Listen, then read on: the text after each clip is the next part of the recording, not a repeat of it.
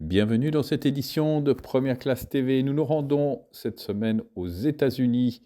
Tout d'abord à la NASA qui prévoit de faire voler un nouveau jet supersonique. Et ensuite nous irons à Chicago où United Airlines veut faire voler ses premiers taxis aériens dès 2025.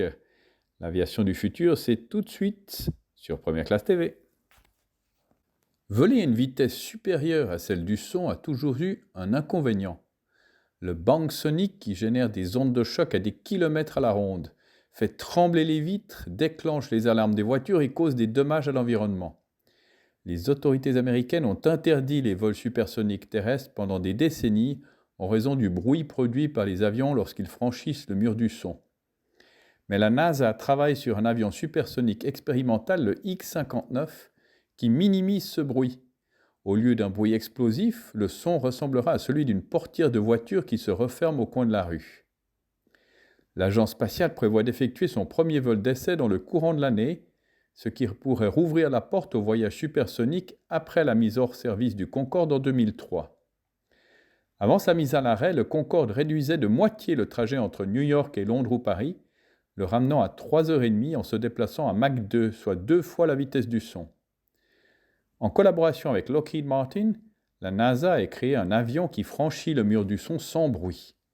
Les scientifiques ont modifié la forme de l'avion, le rendant plus aérodynamique afin de réduire et de redistribuer les ondes de choc.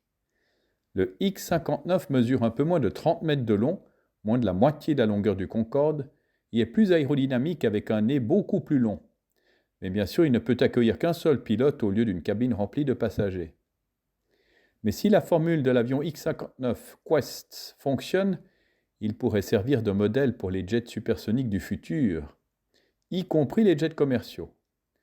Le X-59 est en phase finale de construction au Skunk Works de Lockheed Martin à Palmdale, en Californie.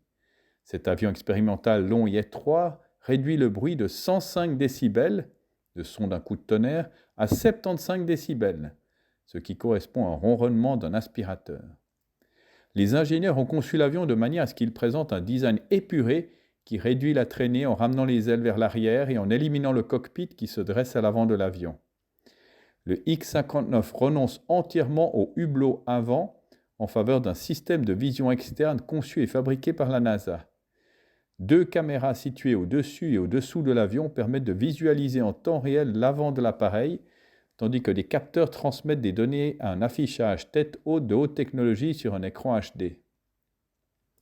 Le moteur General Electric Aviation propulsera le X-59 lorsqu'il volera à une altitude d'environ 15 000 mètres avec une vitesse de croisière de Mach 1,4, soit 1700 km/h. Plusieurs compagnies aériennes travaillent sur les voyages supersoniques. United Airlines a conclu un partenariat avec Boom Supersonic en vue de réaliser des vols transatlantiques et transpacifiques d'ici 2029. American Airlines vise également l'avion supersonique Overture de Boom, d'une capacité de 88 passagers. Au Japon, Subaru, Mitsubishi et plusieurs autres entreprises ont créé Japan Supersonic Research pour lancer un avion de ligne supersonique d'ici 2030. La société Exosonic, basée à Los Angeles, développe un avion supersonique Air Force 2 avec l'armée de l'air américaine. Spike Aerospace à Boston a récemment reçu l'approbation de la FAA pour tester un projet d'avion d'affaires de 18 passagers doté d'une technologie supersonique silencieuse. Archer Aviation et United Airlines viennent d'annoncer leur intention de lancer la première ligne de taxis aériens à Chicago, entre l'aéroport international O'Hare et le vertiport de Chicago, situé dans l'Illinois Medical District, près de Chicago Loop. Incontestablement, nous nous rapprochons de l'entrée en service commercial des premiers eVTOL. Le constructeur Archer Aviation et United Airlines parlent de 2025. Elle paraît d'autant plus plausible que l'exploitation n'aura rien de révolutionnaire. Il s'agit de mettre en place un service aérien qui permettra de relier l'aéroport O'Hare de Chicago au centre-ville en une dizaine de minutes. C'est un début. Les premiers itinéraires de lancement se concentreront sur les services de transport entre les aéroports et les centres-villes, qui sont appelés itinéraires principaux. Une fois les itinéraires principaux établis, l'étape suivante consistera à développer des itinéraires secondaires pour relier les communautés environnantes.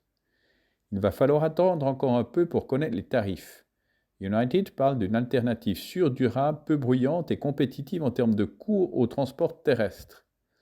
Avant que United Airlines puisse commencer à vendre ses premiers billets, Archer Aviation a encore du pain sur la planche.